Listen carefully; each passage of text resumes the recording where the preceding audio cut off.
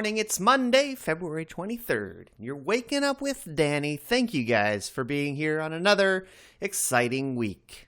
Hope you all had a great weekend. I missed you all last week as I was out of town. But I'm back in the saddle, baby. Back and on the attack. Back in black. I literally am wearing black this morning. Black hoodie. So let's get on with this business at hand. Sometimes we mess up the facts, but we own it on corrections. Waking up with Danny. Sometimes on Waking Up with Danny, we get it wrong. And when we do, well, we like to say so. Last show that I was here, it was a couple weeks ago, I made a reference in the corrections to Chicago. This is getting very meta, but I need to correct the correction. Chicago wasn't the town. It was Grand Rapids, Michigan. And it wasn't 8 inches. I believe it was 8 feet. Snowdrifts of 8 feet, which was a record at the time for Grand Rapids. I think they should rename that town to Grand Snowdrifts. It's got a ring to it. Really nice ring. In fact, can we say Grand Snowdrifts and get a little ding afterwards? Grand Snowdrifts, Michigan. Ooh, I like that. Let's try it again. Grand Snowdrifts, Michigan. Life is good. Moving on. It's time for the weather. It's time for the weather. It's time for the weather. It's time for the weather. Waking up with Danny. Sunday was another messy day for air travel, but Monday was already looking just as bad, especially for flyers scheduled to fly to or out through Dallas. As of 10:20 p.m. Eastern on Sunday, airlines had grounded about 1,135 flights and delayed another 5,030, according to a flight tracking service, FlightAware. No sponsor. That compared to the 1,600 grounded and 3,400 delayed on Saturday amid wintry conditions in several parts of the nation. But there will be no reprieve for flyers. Once the new week begins, cancellations already pouring in for Monday ahead of an ice storm expected to hit North Texas. Well, what can we expect this week? Brutal cold. Wind chills will plunge to about minus 40 Sunday. Parts of North Dakota and Minnesota as another Arctic blast barrels through. As the work week starts, other cities will endure mind-numbing freeze. Chicago's wind chill will be 20 below zero on Monday. And on Tuesday morning, Boston will suffer a wind chill of minus 20, while New York and Philadelphia will grapple with wind chills of minus 4. Nasty temperatures, my friend. You know it's bad when parts of Texas will be covered with ice. Up to 2 inches of sleet will fall in the Dallas-Fort Worth area on Sunday and Monday. The National Weather Service in Fort Worth has said this. And in Kentucky, the massive weight of snow on a roof of a Walmart may have been enough to crack the walls. The store in South Williamson was evacuated and closed indefinitely after store employees detected the cracks, apparently caused by the load of snow on the roof.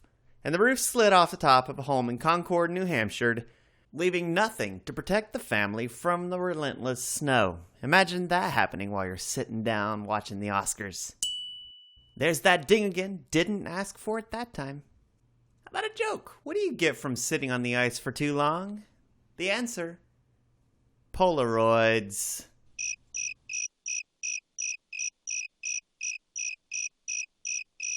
Current temperatures, we got 56 in San Francisco, 51 Los Angeles, 18 in Albuquerque, Dallas 27, San Antonio 36, Miami, Florida 71. Up in Chicago though, -5, Minneapolis -12, Billings 14, Boise 23, and Seattle, Washington 37 degrees. In general, the Midwest is supposed to remain kind of cold and chilly, stretching down, if you will, all the way to Dallas and into San Antonio, Texas, whereas the West Coast and the Southeast are warming up. 82 in Miami, 66 in Los Angeles, 63 over in San Francisco, returning to normal temperatures, and up in New York City, 27 degrees. Stop the traffic, see what's going on. It's time for traffic on Waking Up with Danny. Look for Fewer slowdowns and accidents across icy roadways, especially on your commute this morning when everyone's trying to get to work.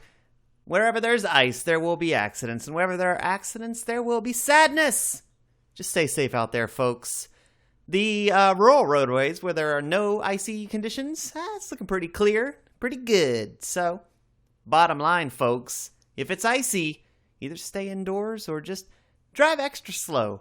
Extra slow. Just remember this sage wisdom, this rhyme I've always used myself, that I came up with and developed from scratch. When the roads are extra icy, keep it really nicey and slow down when you go downtown at 10 miles an hour if it's icy. Just rolls right off the tongue, doesn't it, folks? Headlines and things, it's time for the news. What does it all mean? News. Headlines around the world. It's time for the news. I'm waking up with Danny News. Japanese Crown Prince Naruhito has made a call to remember Japan's wartime past and the horrors of World War II, remarks that come as Prime Minister Shinzo Abe seeks to recast his country's wartime history in a less apologetic tone. Yet a river ferry carrying up to 140 passengers capsized in central Bangladesh on Sunday after being hit by a cargo vessel, killing at least 48 people, officials said. A rescue operation was underway, but it was not clear how many people were missing.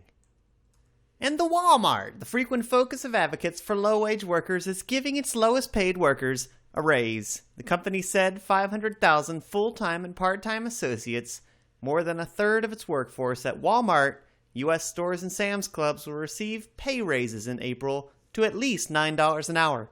That will be $1.75 above the federal minimum wage. And once driven to the brink of extinction in the United States, the population of Mexican wolves has doubled in the past 5 years. There were at least 109 Mexican wolves, or lobos, in the Southwest in 2014, up from 83 in 2013. U.S. Fish and Wildlife Service, FWS, announced Friday, February 13th, in its 5th year in a row, the small population has grown. In 2010, there were just 50 Mexican wolves, or lobos, in the wild. The Mexican wolf, Canis lupus bailey, a smaller subspecies of gray wolf, was hunted out of the wild in the United States by the 1970s. The stock market, the Dow, indexes, monies and monies and matters, monies and matters and monies and matters and monies and matters. Where are your investments today? Let's track your stocks. Let's track your stocks. Let's track your stocks. Let's track your stocks. Mutual funds, and lots of Other things. Waking up with Danny's. Waking up with Danny's. Money, stocks, investments, and mutual funds. Money, stocks, investments, and mutual funds. Waking up with Danny. Honda Motor Company on Monday named an experienced yet little-known engineer as its new chief executive, who will take over in late June, with the Japanese automaker battling the fallout from a slew of recalls that have shaken its reputation for quality.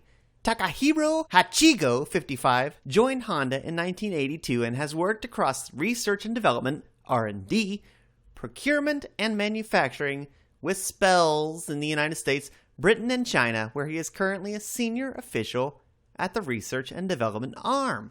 He will replace Takanobu Ito, who is stepping down after 6 years in the post that saw Honda struggle through the global financial crisis, natural disasters, and more recent damaging recalls. And across the U.S. Midwest, the plunge in grain prices to near 4-year lows is pitting landowners determined to sustain rental incomes against farmer tenants worried about making rent payments because their revenues are squeezed. Some grain farmers already see the burden as too big. Now they're taking an extreme step, and one that hasn't been widely seen since the 1980s, breaching lease contracts. reducing how much land they will sow this spring and risking years-long legal battles with landlords. Tensions add to other signs the agricultural boom that the U.S. grain farming sector has enjoyed for a decade is over. On Friday, tractor maker John Deere cut its profit forecast, citing falling sales caused by lower farm income and grain prices. Today in history, a lot of things have happened. Maybe a man flew to the moon. Maybe a baby was saved by a baboon. We'll get to the bottom of this and much, much more on Today in History. I'm waking up with Danny. Today in history, in 1980, Eric Heiden wins all 5 speed skating golds at Lake Placid Olympics. In 1980, an oil tanker explosion off of Pylos, Greece, causes 37 million gallons of oils to spill. And in 1945, the U.S. Marines raise a flag on Iwo Jima, causing that famous photo and statue, you know the one. And in 1904, the U.S. acquired control of the Panama Canal Zone for $10 million. In 1886, the London Times publishes the world's first classified ad. Waking up with Danny, talking about life and death. Today's birthdays: in 1965, Michael Dell was born. 1949, Marc Garneau. In 1940, Peter Fonda was born. And in 1939, Max Helvert was born. In 1868, W.E.B. Du Bois was also born. But did anyone die this day in history? The answer is, of course. In 2003, Christopher Hill, an English historian, died. In 1995, Norman Hunter, a writer, dies at 95. In 1990, James M. Galvin, an American scientist, also dead. In 1976, L.S. Lowry, a painter, dies. In 1945, Aubrey Cousins, Canada Sergeant, Victoria Cross, dies in battle. In 1931, Nellie Melba, Helen Mitchell, Australian soprano, beautiful singer, also dead. In 1903, Albert Cohen, a composer, dies at 57. In 1900, Ernest Dowson, an English poet, also dead. George Thomas Smart, Carl Franken-Gauss, Mick Halley Fraser, John Keats, Mary Ann Collett, Tambo Tambo, Carl French Gauss, Joshua Reynolds, Stanislaw Lesniewski, and George Muffet all died today. John Gutenberg, the German inventor, also dies. And in 155, the year 155, Polycarp, disciple of Apostle John, arrested and burned at the stake. At least we don't do that so much anymore. Let's get that ding. And let's move on to something else. The quote. Time for the quote. Sometimes you will never know the value of a moment until it becomes a memory. Dr. Seuss. And the word of the day, modus operandi. A noun means a particular way of doing something, especially a person's typical mode of operation. The etymology from the Latin modus operandi and modus, mode, plus operari, to work. The earliest documented use was 1654.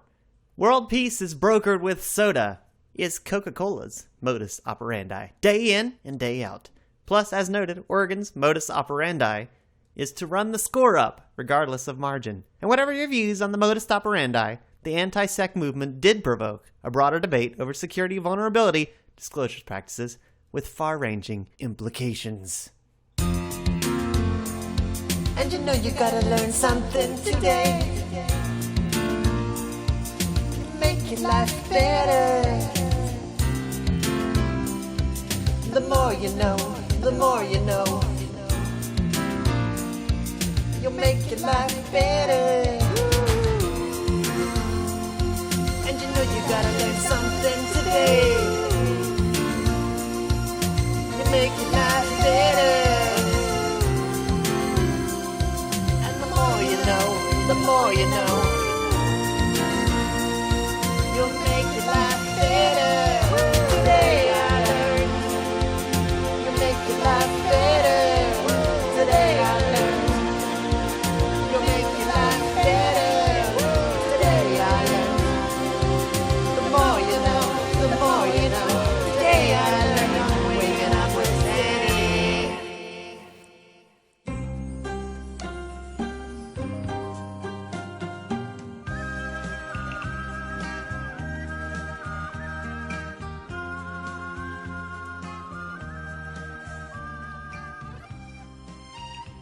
Today, I learned that most Japanese schools do not employ janitors or custodians. The Japanese education system believes that requiring students to clean the school themselves teaches respect, responsibility, and emphasizes equality.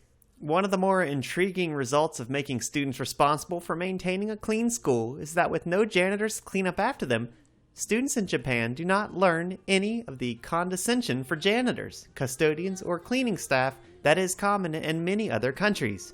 By having students clean schools themselves, students do not see themselves as above such work.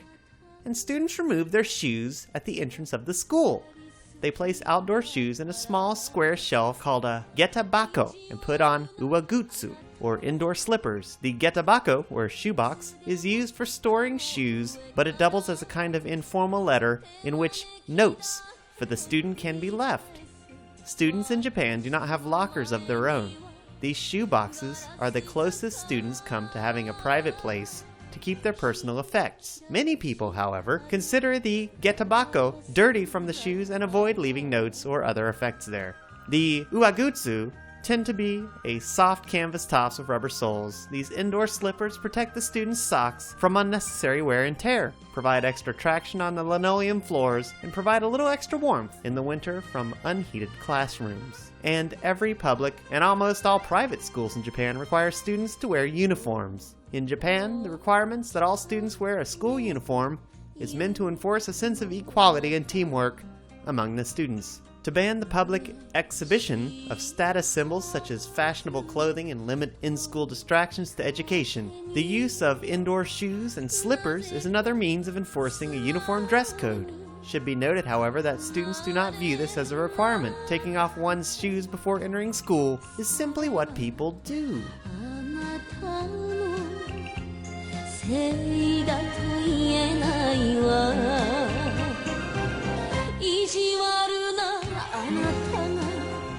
Well, that's gonna do it, folks. Thanks for tuning in to this episode of Waking Up with Danny. A special shout out to Jason and Jenny for covering for me for last week. You guys did a great job. Join me next week. I'll be right here. And we'll do it all over again, if the fates are willing.